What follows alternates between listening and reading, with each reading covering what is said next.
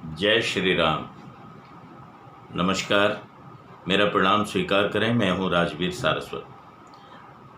आज श्री राम भक्तों के लिए मैं एक ऐसा विवरण लेकर के आया हूं जो काकभूषुंड जी, जो काग रूप होते हुए भी इतने विद्वान थे, जो गरुड़ जी को कथा सुना रहे हैं।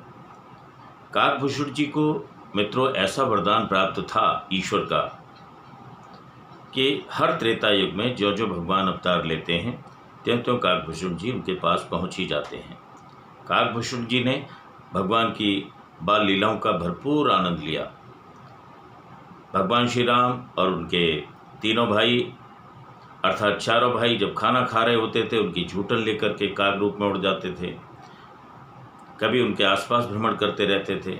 उनकी बाल लीलाओं का आनंद अगर किसी ने लिया तो काकभूषुंड जी ने लिया। एक दिन काकभूषुंड जी सोचने लगे, ये तो प्रभु अवतार हैं, फिर ये साधारण बालकों की तरह इस तरह की लीला क्यों कर रहे हैं। शंका आई। प्रभु ने जान लिया और अपनी माया से काकभूषुंड जी को प्रेरित कर दिया। काकभूषुंड जी को जब प्रेरित कर दिया तो हरि की माया से कौन बच सका है। काकभूषुंड जी कहते हैं गरुड़ जी से, हे पक्षीराज गरुड़, एक दोहे के माध्यम से समझिएगा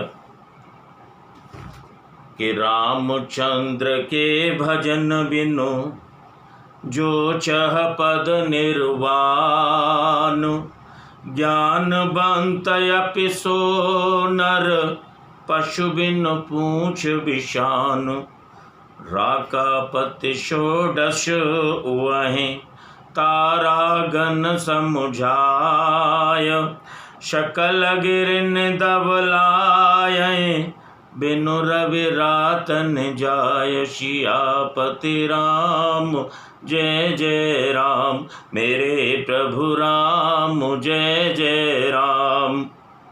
काकभूषुंड जी कहते हैं कि श्री रामचंद्र जी के भजन के बिना जो भी व्यक्ति मोक्ष पद को पाना चाहता है वह मनुष्य ज्ञानवान होने पर भी बिना पूछ और सींग का पशु ही है, अर्थात बिना भजन के भगवान नहीं मिल सकते। इस सिद्धांत को जीवन में धारण कर लीजिए, अभी देर नहीं हुई है। सभी तारागणों के साथ 16 कलाओं से पूर्ण चंद्रमा अगर उदय हो और जितने पर्वत हैं उन सब में दावाग्नि भी लगा दी जाए तो भी सूर्य के उदय के बिना रात्रि नहीं जा सकती। बहुत बड़ी बात है। पूरी पृथ्वी के वनों में अगर अग्नि भी लगा दी जाए, 16 कलाओं से परिपूर्ण अगर चंद्रमा भी उदय हो जाए तो भी रात्रि के अंधकार को पूरी पृथ्वी के को दूर नहीं कर सकता बिना सूर्य के उदय हुए। ऐसे ही हरे बिनु भजन खगेसा, मिटैन जीवन केर कलेसा। हे पक्षीराज, इस प्रकार से श्री हरि के बिना भजन के भी जीवन के कलेशों का नाश नहीं होता। हरि सेवक कहन व्याप अविद्या, प्रभु प्रेरित व्यापहते हैं विद्या। प्रभु की प्रेरणा से उसे अविद्या नहीं व्याप्ति, हे प्रभु की प्रेरणा से उसे विद्या ही व्याप्ति है। यानी प्रभु की शरण के बिना, प्रभु के भजन के बिना कहीं पर भी उद्धार नहीं है। अगर हम अपने धन में घमंड करते हैं, अपनी किसी भी भौतिक संसार में घमंड करते हैं तो ये नाशवान है। एक बात का तथ्य और समझ लें, आश्चर्य की और चौंकाने वाली, कभी गंभीरता से सोचिएगा। सुई से लेकर हवाई जहाज सब कुछ पृथ्वी से पैदा हुआ है और पृथ्वी में ही मिट जाता है, पृथ्वी में ही चला जाता है। क्या कुदरत का सिद्धांत है, कैसी माया है उस प्रभु की। इसलिए हम जो कुछ कमाएंगे, देखिए भक्ति से ज्ञान मिलेगा, आध्यात्मिक ज्ञान की ओर चले जाएंगे, निश्चित रूप से आपके काम क्रोध मद लोभ का संताप दूर होगा और ज्ञान से कर्म योग की तरफ चले जाएंगे, जिसका कर्म योग महान होता है, वो संसार में कभी नहीं हारता, प्रभु को पाके ही दम लेता है, प्रभु को पाके ही। और प्रभु इतने दयालु हैं निश्चित रूप से कि वो आपको शरण में लगाएंगे ही लगाएंगे, इसमें कोई संदेह नहीं है। कि ताते नासन होय दास कर, भेद भगत बाणै विहंगवर, भ्रमते चकित राम मोहि देखा, भ्यसे सो सुन चरित विशेष। काकभूषण जी कहते हैं, गरुड़ जी जैसे ही मैंने ये कल्पना की कि ये साधारण बालकों की तरह कैसी बाल लीला कर रहे हैं, वैसे ही भगवान प्रभु हंस दिए मन में और मेरी बुद्धि पर तरस खाने लगे। उन्होंने क्या लीला की कि तेहि कौतुक कर मर मुन काहूँ, जाना अनुज न पिता मातु पिता हूँ, जानो पान धाये मोए धरना, श्यामल गात अरुण कर चरना। उस खेल का मर्म किसी ने नहीं जाना, न छोटे भाइयों ने और न माता पिता ने, यानी भगवान के माता पिता ने भी उस मर्म को नहीं जाना। वे श्याम शरीर और लाल लाल हथेली और चरण तल वाले बाल रूप श्री राम जी घुटने और हाथों के बल मुझे पकड़ने को दौड़ पड़े। तब मैं भाग चले और गारी, राम गहन कह भुजा पसारी, जिम जिम दूर उड़ाऊं आकाशा, तहाँ बुझ हर देखूं निज पासा। ज्यों ज्यों मैं दूर उड़ता चला गया, दूर गगन में उड़ता चला गया, त्यों त्यों पीछे मुड़ करके मैंने देखा कि प्रभु श्री राम जी का वो लाल लाल हथेलियों का हाथ मेरे पीछे ही दौड़ा चला रहा है। ब्रह्मलोक लगी गयों में, चितयहूँ पाछ उड़ात, जुग अंगुल कर बीच सब, राम भुजय मोहितात। शब्दावरण भेद करे, जहाँ लगे गति मोरे, गयों तहाँ प्रभु भुज निरखे, व्याकुल भयहूँ बहोर। सियापति राम जय जय राम, मेरे प्रभु राम जय जय राम। क्या बात कही है गोस्वामी तुलसीदास जी ने, धन्य है वो लेखनी। प्रिय मित्रों, काकभूषण जी कहते हैं कि मैं 7 लोक पार कर गया, मैं उड़ते उड़ते 7 लोक पार कर गया, लेकिन मेरी गति थी, जहाँ तक मेरी गति थी वहाँ तक तो मैं गया, पर वहाँ भी प्रभु की भुजा को मैंने अपने पीछे ही आते देखा।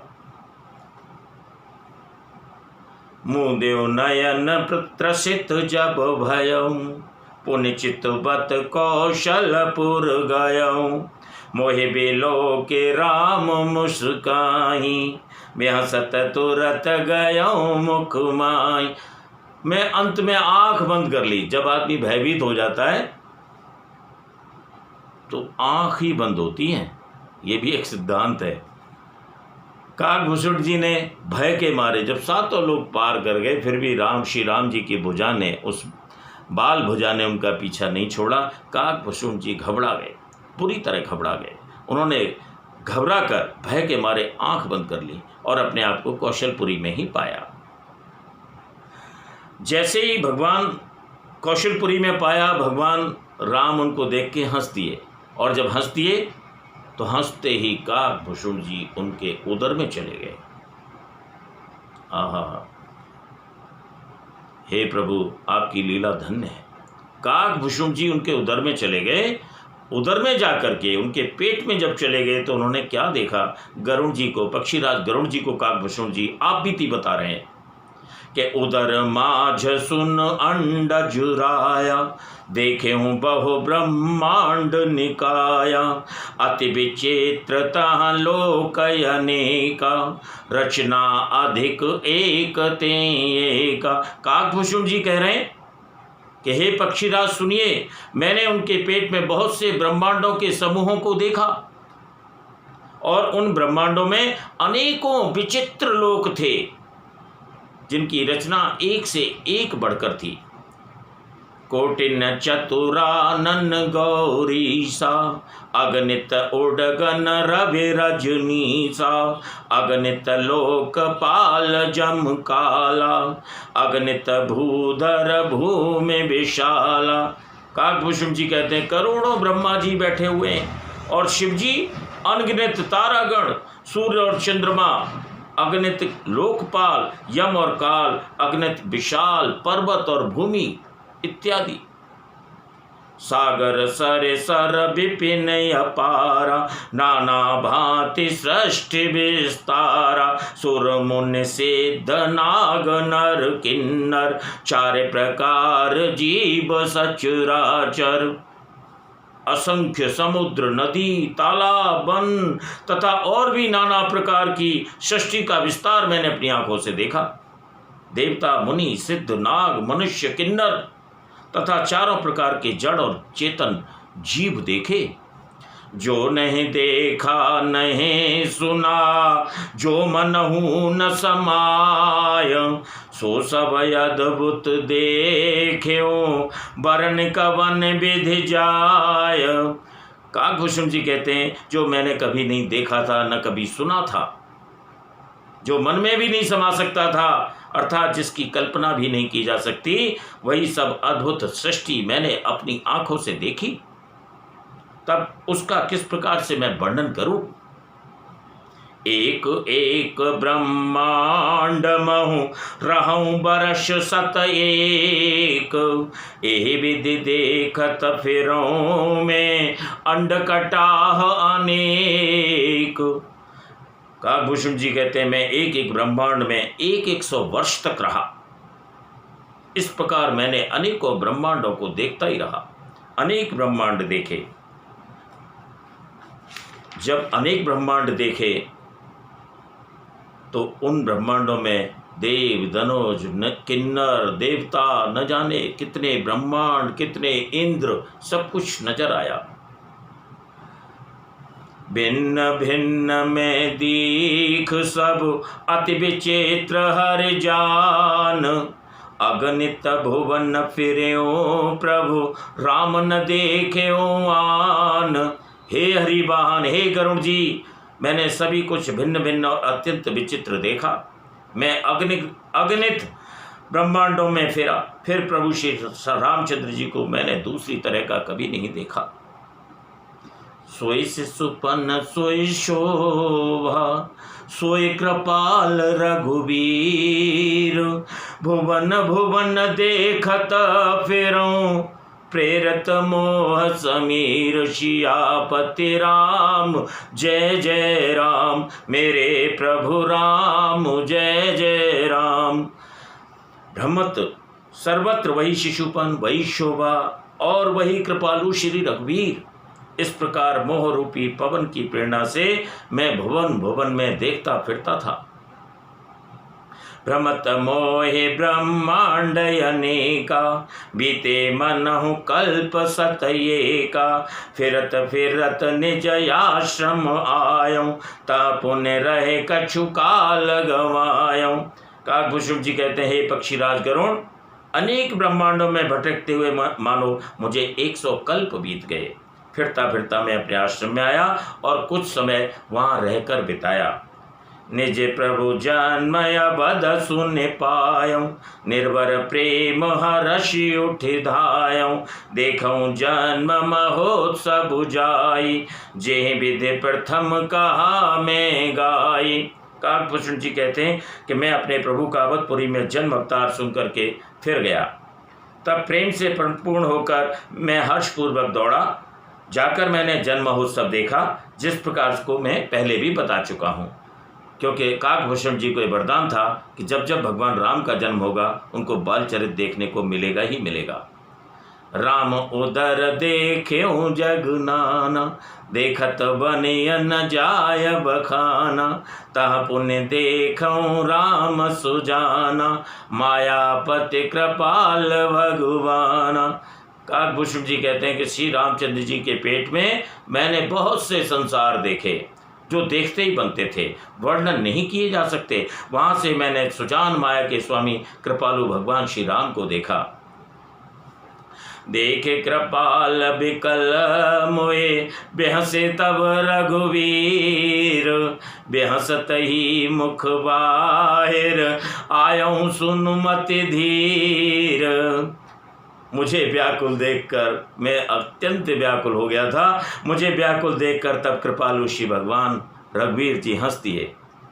हे धीर बुद्धि गरुड़ जी, सुनिए, उनके हंसते ही मैं उनके मुंह से बाहर आ गया। सोए लरिकाई मोसन, करन लगे पुण्य राम, कोटि भांति समुझावो, मनुन लहै विश्राम, सियापति राम जय जय राम, मेरे प्रभु राम जय जय राम। मंगल भवनय मंगल हारी, द्रवहु सुदशरथ अजिर बिहारी। श्री रामचंद्र जी मेरे साथ फिर से वही लड़कपन करने लगे। मैं करोड़ों असंख्य प्रकार से मन को समझाता था, पर वह शांति नहीं पाता था। देखे चरित यह सो प्रभुताई, समुझत देह दशा बिसराई, धरने पर्यो मुख आवन बाता, त्राहे त्राहे आरत जन त्राता। यह बाल चरित्र देखकर और पेट के अंदर देखी हुई उस प्रभुता का स्मरण करके मैं शरीर की सुध बुध भूल गया। हे गरुड़ जी, तब मैंने कहा, हे आर्तजनों के रक्षक, रक्षा कीजिए, रक्षा कीजिए, त्राहिमाम त्राहिमाम। ये पुकारता हुआ पृथ्वी पर गिर पड़ा। मुख से बात नहीं निकलती थी। प्रेमाकुल प्रभु मोहि बिलो की, निज माया प्रभुता तब रोकी। प्रेम के अधीर मुझे जानकर प्रभु ने अपनी माया को रोक दिया। कर सरोज प्रभु मम सिर धरेऊ, दीन दयाल सकल दुख हरेऊ। तदंतर प्रभु ने मुझे प्रेम से बेहुल देखकर अपनी माया की प्रभुता प्रभाव को रोक लिया। प्रभु ने अपना कर कमल मेरे सिर पर रखा। दीन दयालु ने मेरा संपूर्ण दुख हर लिया। गोस्वामी जी लिखते हैं कि कीन राम मोहे विगत विमोहा, सेवक सुखद कृपा संदोहा। प्रभुता प्रथम विचारे विचारी, मन मह हो यह रस अति भारी। सेवकों को सुख देने वाले कृपा के समूह श्री राम जी ने मुझे मोह से सर्वथा रहित कर दिया। उनकी पहले वाली प्रभुता को विचार विचार कर याद कर करके मेरे मन में बड़ा भारी हर्ष हुआ। भगत बछलता प्रभु के देखी, उपजी मम उर प्रीति विशेषी। सजल नयन पुलकत कर जोरी, कीने हो बहु विध विनय बहोरी। प्रभु की भक्त बसलता देखकर मेरे हृदय में बहुत ही प्रेम उत्पन्न हो गया। फिर मैंने आनंद से नेत्रों में जल भरकर, पुलकित होकर और हाथ जोड़कर बहुत प्रकार से प्रभु की विनती की। सुनिस प्रेम मम बानी, देख दीन निज दास। बचन सुखद गंभीर, मृदु बोले रमा निवास। मेरी प्रेम युक्त वाणी को सुनकर और अपनी दास को दीन देखकर श्री राम जी, श्री रमा निवास श्री राम जी सुखदायक और गंभीर और कोमल वचन बोले। मैं आपको पहले भी बता चुका हूँ, आप चाहे कितने ही पढ़े लिखे हैं, आप जिस ओहदे पर काम करते हैं, प्रभु श्री राम जी का स्मरण जरूर करें, आपका कल्याण होगा। निश्चित रूप से बड़े बड़े बली, बड़े बड़े अहंकारी इस पृथ्वी पर आए और सब इस पृथ्वी में ही समा गए। इस सिद्धांत को, इस प्रकृति को, उस ईश्वर के सिद्धांत को, उसके विधि विधान को हमें मानना ही पड़ेगा। मैं इन्हीं विचारों के साथ आज अपनी वाणी को विराम देता हूँ। धन्यवाद, नमस्कार।